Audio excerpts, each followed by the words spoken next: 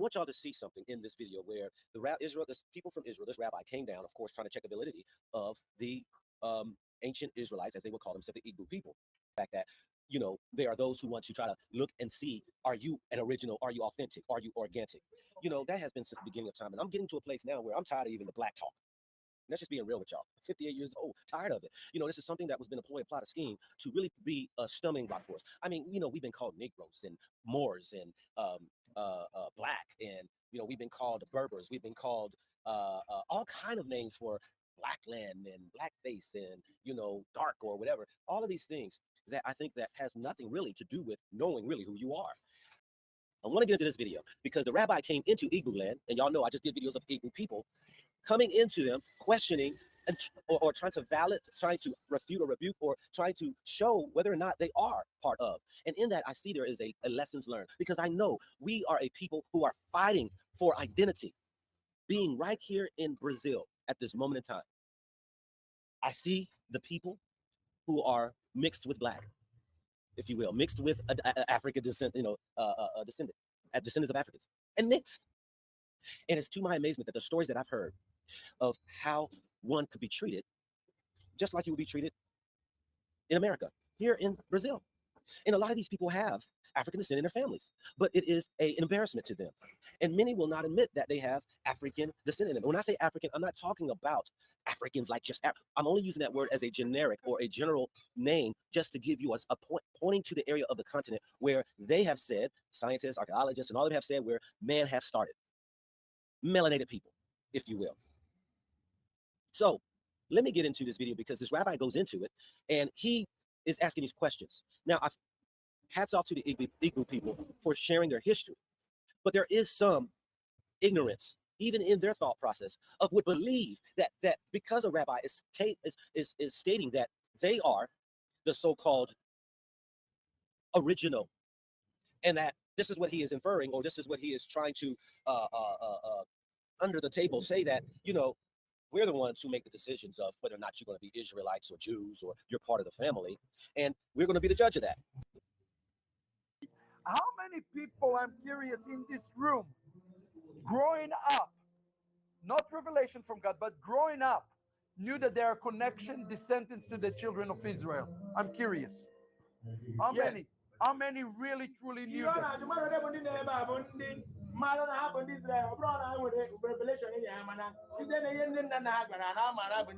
It's pretty much 99% of it.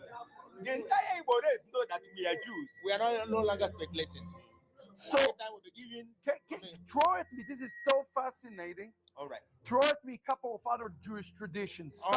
Some things that I would like to chew my teeth on. All right, thank you so much. You see, I have here over 100 reasons to prove that Igbos are Israelites from the scriptures, from the Torah. And one of them is circumcision. We have already talked about it, circumcising on the 8th day. And another one that follows is the morning of the day. Morning. When a person, so let me ask you a question. This is very important. Yes.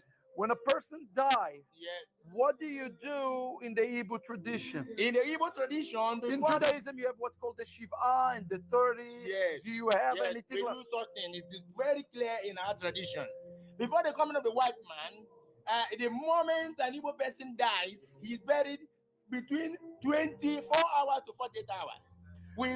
That's a Jewish law. Yes. That's a clear Jewish law. And even our old men will even give it instruction, even in this present time. Wow. It should not be taken to mortuary. Tell me, when you bury a person, I have a question, you might know the answer. Yeah.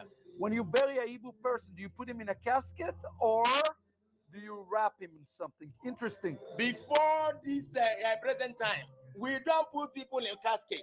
We wrap them. That's why I'm asking. The white man that brought caskets and issue here. That's amazing. You see, because in Judaism, Judaism, people with what we call opa. It is opa that we use in those days. It's a kind of what we call it, a basket. Okay. Where we wrap the person, but it was not a casket. No, it was not a casket. Interesting. Very interesting. Yes.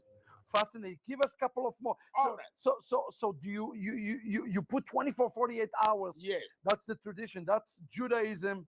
That's one of the big Jewish laws. All right. So the moment somebody dies, between 48 hours is buried.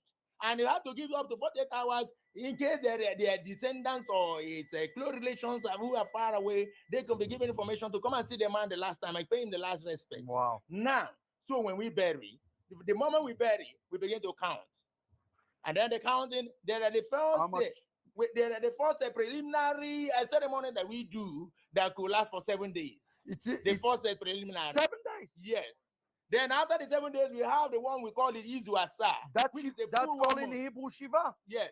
The one we have the full 1 month. Because we work with a lunar calendar. Yeah, that is when we consummated, and the woman now have to mourn the husband for the next exactly 12 months. That's a very clear very clear Jewish tradition. Right. Very, very clear. Anything else you have for us? All right. Now in Igbo, concerning the dead, we do not bury our own people outside the land, no matter wherever they die. Wait. Tell me that this is important. Yeah. Explain this again. What we are saying some years back, I was in Kaduna. Kaduna is in northern Nigeria. Okay. So we lost a little baby and took her to the general cemetery. Wait, I want to ask. This is a very important. Is the Igbo people have their own cemeteries, or they mixed in with other people when they bury? We don't have a place. Listen to me. In Igbo land, we don't have a place we call cemetery, where people like other people do. But what we have is that if anybody dies, he has a compound. Like this person has a very large compound. If it's a man, he must be buried in front of his compound. If it's a woman, at the backyard, depending on the age. So we don't have cemetery, a particular place we call cemetery, where we bury everybody. No. It must be buried. A man who dies in Lagos is brought back to his own for burial. Oh, wow. If he dies in America, they bring him down here and bury him. You're kidding me. We don't bury him in Igbo man. So, and wherever a man is buried, it becomes what we call it. It's an authentic property of that man and his descendants. That is to say, like the cave of Machpelah, where Abraham has to fall. So you all that even in the Igbo tradition, that here this rabbi is trying to find out, are there similarities? And yet he's wanting to take the position that even if it's, if it doesn't jive up to or measure to their par, then of course you can't be Israelite. But to his amazement, they do the same things. Do yourself a favor, because this is not, y'all got to understand, when the Europeans came into Africa, we are not all alike. We know there are different African tribes, but when the Europeans noted and knew by the maps that are shown, hold up, there are people here that are not per se like African. This is why you will see, and I'm going to go show you some maps of why they will call Negro land, and then they point out different Jew sites. Here is tells about the Nigerian War, but this battle of the Igbo people wanting to be independent from Nigeria. Okay, let me also show you something quite interesting. That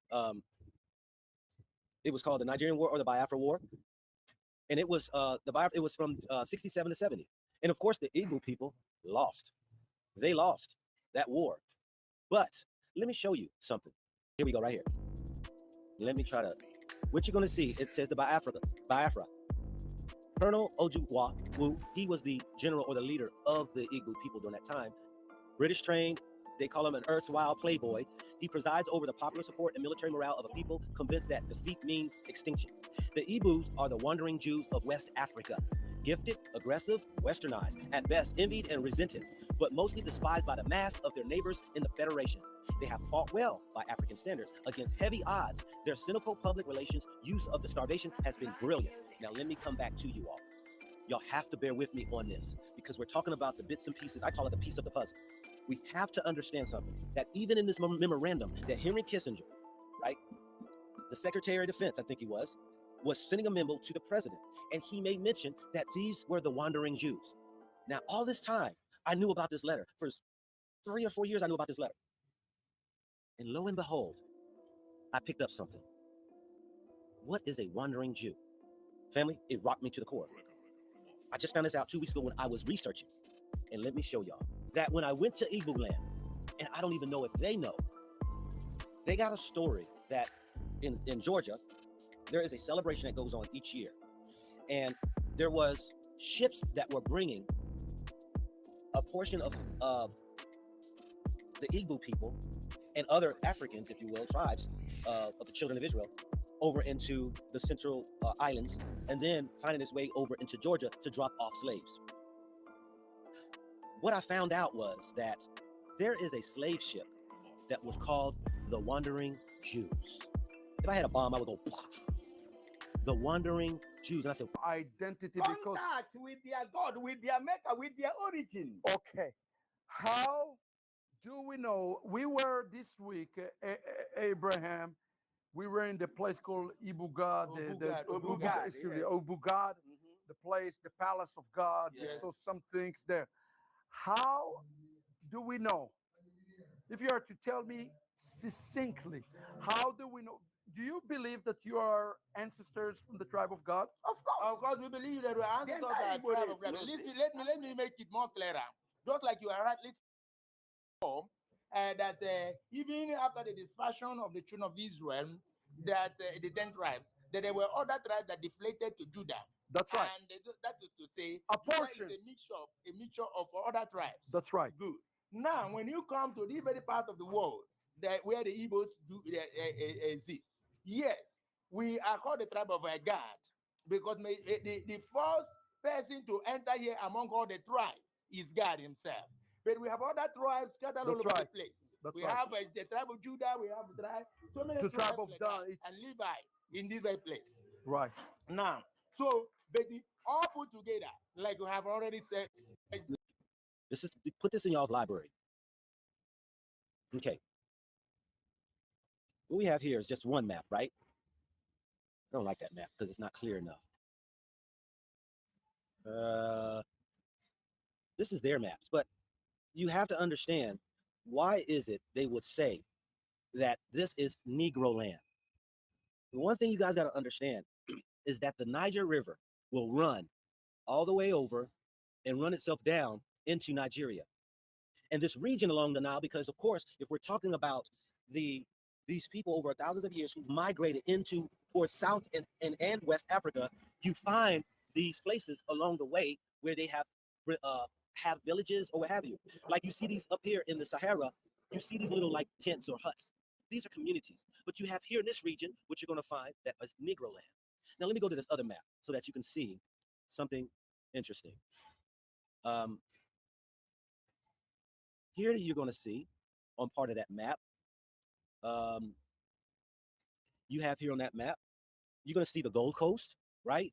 But also here in the red, you're going to see the Kingdom of Judah, or the Slave Coast. This is the area of where that kingdom of the Kingdom of Judah was at, okay? The tribes of what they would say would be some portions of the Jews, because this whole port, this area extended all the way down to what we call Angola, where they had different ports. And you must keep in mind that not each of these maps are different maps from different countries. Whether you had the Portuguese map, whether you had the Spanish map, whether you had the Britain map, they would depict, according to their exploration, these areas that they found Jewish practices and people who were separated from African tribes, noting these are different people. Now, all right. Now, this map right here of Africa, right, you're going to see, number one, it says Yemen Jews and Falashas, Berbers, Moorish, and Negro Jews. Okay, over here it has the Jewish kingdom of Granada. Now, on this over here in the area of the Dahomey, the Guinea that we would know today, Ghana, you're going to find right here. Let me see if I can bring this up bigger. This is the largest I can make it. These arrows are showing Jewish traces, Dahomey Jews, Bani Ephraim, which means the son of Ephraim, Levite cities. You got over here the Tabibas Jews. You have Jewish traces over here on East Africa. You have the Yemen Jews. The Yemen Jews, we have the Limbas who even said they came out of Yemen, migrating into Africa. Okay,